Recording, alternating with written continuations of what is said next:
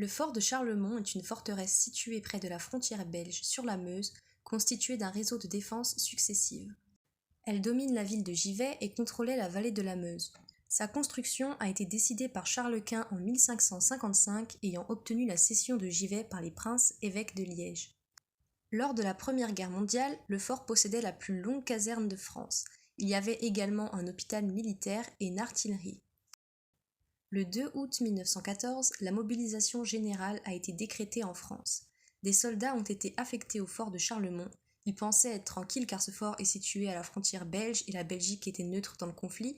Cependant, le 4 août, l'Empire allemand a envahi la Belgique.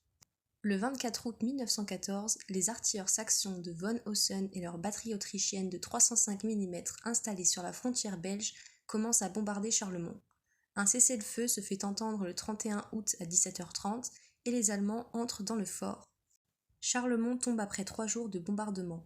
Dépassé techniquement, le site ne peut que ralentir la progression des armées allemandes.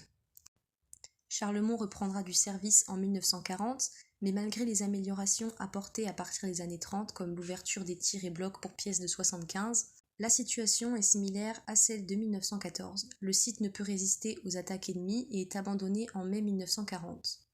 Givet sera libéré le 7 septembre 1944 et Charlemont abritera alors 11 000 soldats américains qui seront engagés en décembre 1944 pour repousser la contre-offensive allemande du général von Rundstedt à travers les Ardennes.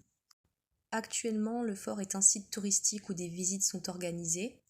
Il y a aussi des expositions qui sont faites sur les mémoires de guerre ou des cérémonies de commémoration qui ont lieu en général une fois par an.